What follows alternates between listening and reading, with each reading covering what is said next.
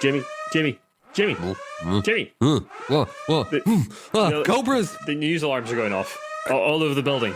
They can't be news alarms, Ian, because there being news alarms would mean it's a new year, and quite clearly I can't see my shadow, so or can I see my shadow? I can't remember. Either way, I'm back to bed.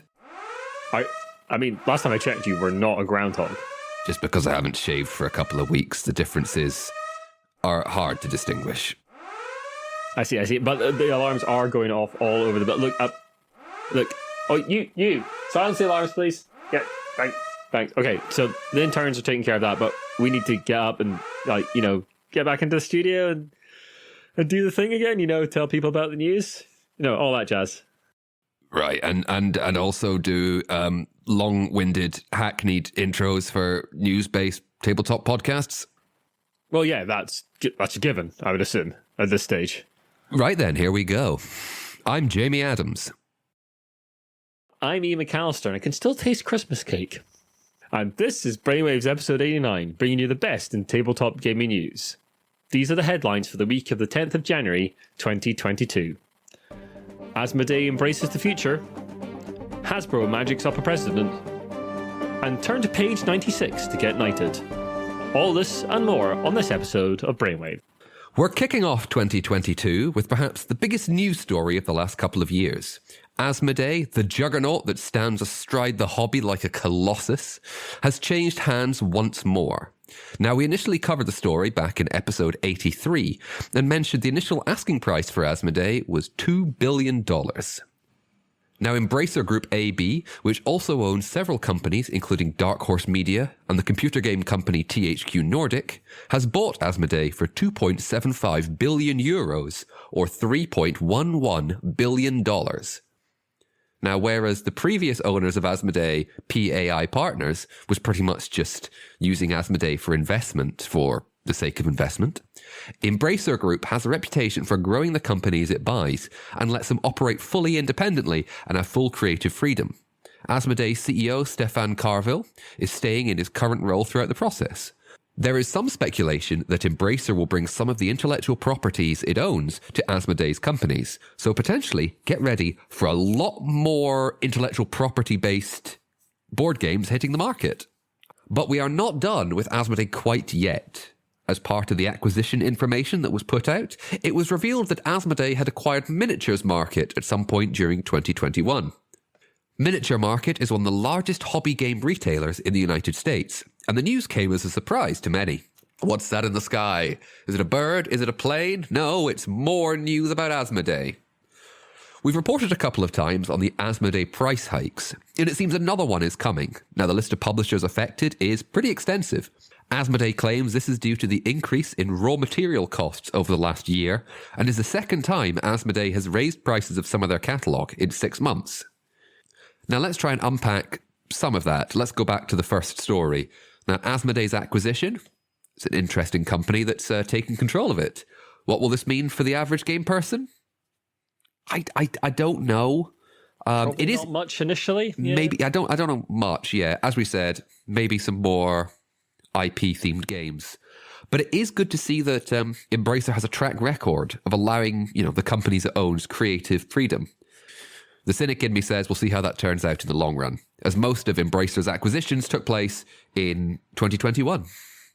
Yeah, it's interesting to see such a company taking over Asmodee. They definitely have, as Jimmy says, they have a reputation for letting the companies they own some creative freedom, so maybe we'll see a little bit more boldness from Asmodee in the designs it goes for and the companies it acquires, because there's definitely going to be some more acquisitions of smaller companies. I think that's almost inevitable. Hard to tell what's going to happen over the course of the year. I mean, initially we'll not see many changes, but I think that there'll be a bit of trickle down of that over the next sort of 2-3 years at least. And we'll start to see some of the IPs that Embracer owns become board games. Moving on from Asmodee over to Wizards of the Coast. So Wizards of the Coast President Chris Cox is now going to be the CEO of parent company Hasbro. He will take up the position on the 25th of February, and he replaces Rich Stoddart, who was the interim CEO after Brian Goldner passed away in October last year. Hasbro board chair Tracy Leinenbach said, Chris's extensive omni-channel experience and proven track record make him the ideal leader for Hasbro as it continues to become the world's leading play and entertainment company. A new president of Wizards of the Coast will be announced in the coming weeks. Congratulations, I guess. It's good that they've got a full-time CEO now. The fact they come from Wizards of the Coast is, it's helpful for us. Wizards of the Coast make up some kind of horrendous amount of Hasbro's take now. Something like 50-60% of Hasbro's take now is pretty much Wizards of the Coast. So you can see why they went for someone who's involved with that part of the company. It'd be interesting to see if there's any decisions made by Wizards of the Coast that maybe have an effect on Hasbro as a whole. Indeed. Now, Ian Livingstone, founder of Games Workshop, one of the minds behind Tomb Raider, and possibly most famously, the fighting fantasy series of Choose Your Own Adventure books, has been knighted in this year's New Year's Honours list. Twice a year, the Queen awards various titles and honours to predominantly British or Commonwealth citizens, some of whom might deserve some recognition, some of whom are a bit more controversial. Some might say they don't. We at Brainwaves think Ian Livingstone is definitely in the former of those categories and not the latter, as Ian wrote here, as he is now Sir Ian Livingstone, as he receives a Knight's Bachelor for services to online gaming.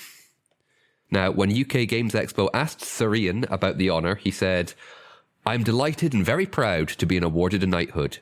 It is fantastic recognition for the games industry and the brilliant people who are part of it. I've enjoyed every minute of my 47 years in the industry since co-founding Games Workshop in 1975, and long may it continue." I generally forget the Games Workshop's been going since 1975, and it was initially a couple of guys like doing Dungeons and Dragons orders out of like an attic or something. Pretty much. There's a book that's trying to be funded about the history of Games Workshop. Oh, cool. Called The Dice Men. Oh, nice. Yeah, fantastic. Well, congratulations to Ian Livingstone, and obviously Ian's are the best. I may have sounded a bit silly when I went Sir Ian, because whenever I hear Sir Ian, most of the time my mind immediately goes to McKellen. And I got that bit from Extras.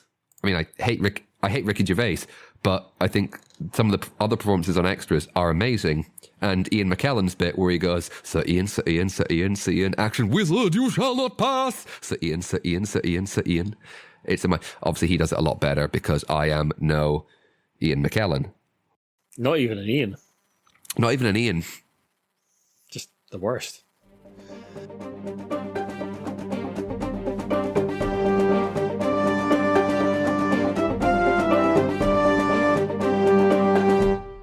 And it wouldn't be a new Brainwaves without an update on some of our previous stories, and this one is an absolute scorcher. We've reported many times on the behaviour of Zak S, or Zak Smith as he's known, his abusive behaviour, the lawsuit he has engaged with against his ex-wife, and his attempts to sue Gen Con. If those weren't enough to convince you he is a bad un, then I hope the recent update to a Kickstarter he was involved with will. Demon City is an RPG product funded on Kickstarter on August the 15th, 2018. It raised $74,813. The RPG was written by Zak Smith and was being put out by DIY RPG Productions, which is run by Mike Evans. The game is still to reach backers, and recently there have been some accusations in the comments of the Kickstarter that the project is vaporware and it will never see the light of day. Zak responded angrily to these comments, saying that he was happy to show proofs of the work in progress, but only if you were to sign up to the following affidavit. We are getting this from a Facebook group, and I'll read the relevant part in full. They then must publicly apologise and admit they were wrong, publish that here and in any other venue of our choosing, and republish that any time anyone else makes the same or a similar/related claim. They must challenge that liar directly, by name, and explain they've seen whatever it is that proves it wrong, anytime it comes up, anywhere online, until such time as they are no longer physically able. They can't erase or otherwise sunset those comments, and it must be using the same name and account, and can't be the one that they stop using, etc. Now, I know that didn't sound great, but that's how it's written in the affidavit. To sum that up, he is basically angry with you for calling him out and demands that you defend him from any and all detractors until you are physically incapable of doing so. Mike Evans, who leads DIY RPG Productions, has had to post an update to backers recommending they sign no legal document in order to see the proofs. From that update, I want to make it clear that I do not recommend anyone sign any affidavit or contract without first consulting legal representation to understand the full scope of what is written and any ramifications. Zak's request is not part of DIY RPG productions or bringing Demon City to completion, nor is it required in any way, shape or form to receive your copy of the book once it is released. I ain't got nothing to say about that. I think it speaks for itself. Yeah, I mean, the general consensus I've seen from a few sort of lawyery folks commenting on it is that it would be extraordinarily difficult to make that stick, even if you did sign up to it. But yeah, this is just, as Jamie says, that really does speak for itself. Let's move on to some other, one of our favourites. Yeah, we covered a lot of Pokemon card news over the last year, and we thought we were done with it. But of course, like Pokemon, it keeps going. Logan Paul, one of the influencers behind the meteoric rise in Pokemon card prices, has recently paid $3.5 million for a box of first edition base boosters that have not been opened, are still in the original outer cardboard packaging. This is almost hermetically sealed. Yeah, like the grey board packaging you get things delivered to a shop in, not the actual packaging you see on a shelf. Yeah. Now that is pretty shocking in itself. But a YouTube channel called Poker Beach was dubious about Paul's claim and did a little bit of detective work. The box had originally been sold on the Canadian eBay under very dubious circumstances where the seller didn't seem to know what they were talking about. Pictures of the case, tape, etc. were analysed and it was assumed, at that point anyway, that it was fake. Now, this didn't stop it being sold on to a card collector for $2.7 million and then onto Logan Paul. Now, Logan Paul said he was taking the case to Baseball Card Exchange to be verified. It's an interesting move considering they were the first people to give the box its questionable authentication. I kind of want it to turn out to be fake, in all honesty. What a cynic you are. I know. Talking about cynical moves, Games Workshop, the juggernaut of the UK gaming scene, has a bit of patchy history when it comes to board game releases. Due to the nature of their manufacturing setup, they make all their miniatures in Nottingham in the UK, but all their board games are pretty much made in China. They tend to get pushed out in limited numbers and sell very fast, causing consternation amongst the community and giving the second-hand market plenty of excuses to hike prices. Because FOMO is real, baby. Well, that's what we want to get to here, isn't it? One such game was Warhammer Quest Cursed City, a standalone game in the Warhammer Quest line. This was particularly hard to get when it released in April of 2021. At the time, Games Workshop said they would never print it again, and the subsequent removal of all mentions of the game from Games Workshop's site seemed to confirm this. Turns out that was not the case. The company will be re-releasing the game again in 2022, and you can bet it is going to attract the same kind of attention it did the first time round, with lots of people getting it and hiking prices on eBay. Now, we don't often cover straight new release stories on the cast. That's not really what we feel we're here for. We're more to dive into the industry news and like what's going on behind the scenes of your favorite companies and their products.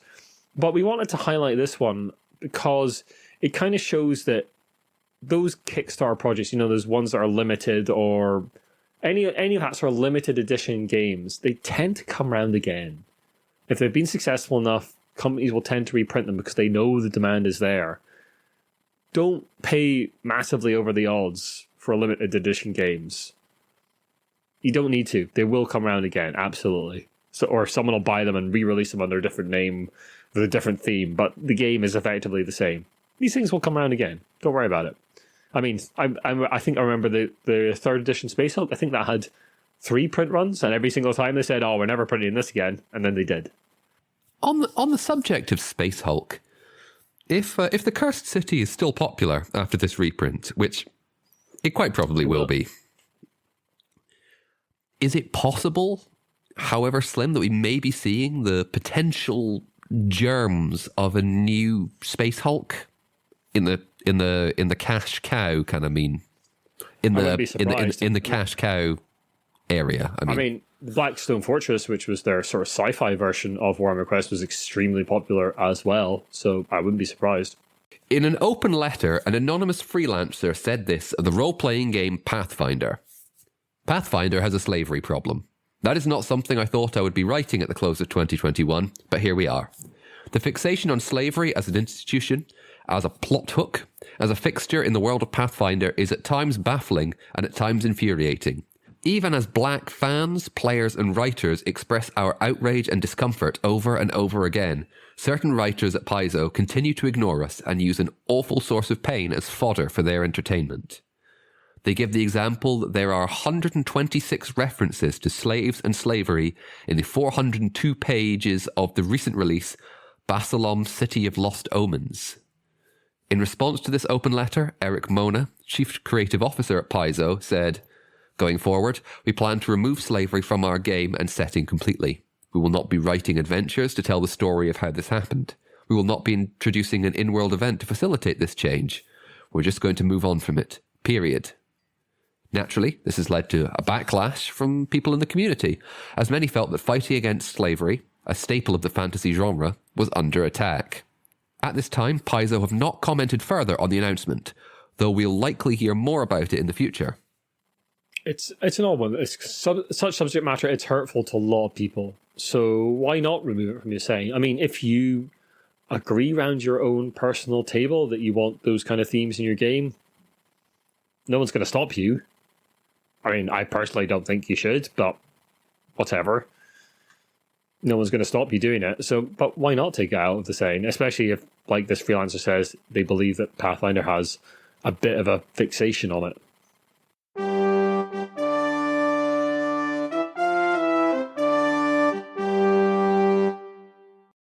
Anyway, we'd just like to take a wee moment to shout out to our patrons for the first time this year, especially our executive producers, James Naylor and Shaun Newan. Thank you so much to everyone who's given us money over the course of the last year. It really helps us maintain the cast and the website, and will hopefully allow us to upgrade the website in the not too distant future with a few more features. You can join them on our Patreon for only just $1 a month, where you get an extended version of the cast and our forward-thinking newsletters we put out at the end of each month, telling you what we're going to be doing in the future. And we've got a few interesting things coming up. I've started to line up some interviews and some on-casts for the rest of the year. You'll get to know about a little bit ahead of time. There are various other ways to support us on the site as well, and we'll put a link to all those in the show notes. But before we move on to our outro, we just wanted to talk about another little thing we came across recently, and thanks very much to Oliver Kine from Tabletop Games Blog for pointing this out to us.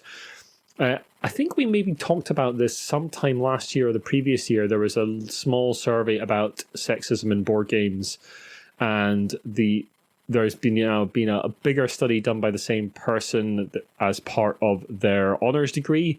Now, it's not sort of a fully accredited scientific study, so we didn't put it in the main part of the news, but it does make for some very interesting reading. It's about perceptions of sexism in the board game industry, interviewing about 300 people, interviewing across the spectrum of age groups and genders. And yeah, it makes for a very interesting read. We'll put a link to it in the show notes. You can make up your own minds about it. But yeah, it does make for some interesting reading about how different genders and age groups perceive sexism in the industry, and definitely gives us some lessons for things we could be doing more. Don't think that we're fine. We can do better. Always. We can always do better. Absolutely. Someone else could do better, Jamie. DPD. This may be Jamie's finest Monopoly news yet. It's just astonishing. DPD, the global delivery service, has thanked its UK employees this year with what they always wanted. No, not a change from a system based on their abilities into one based on their needs, but a DPD version of Monopoly. The blurb includes, "We've teamed up with the lovely people at Hasbro to bring you a unique DPD edition of this iconic board game.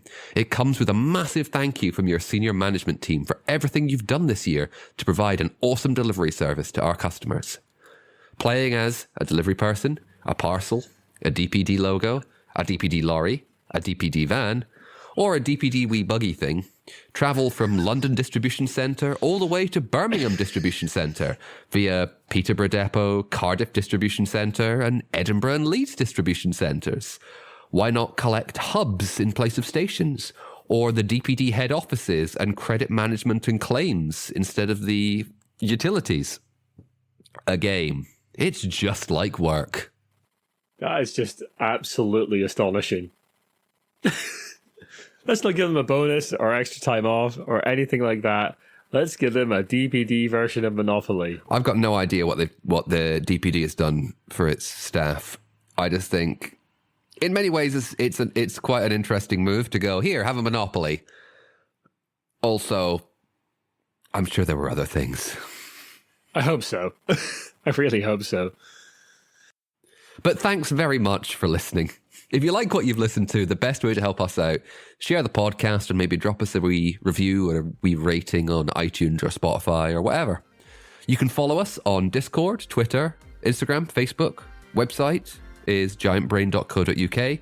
And our email, should you want us to email us about anything, is giantbrainuk@gmail.com.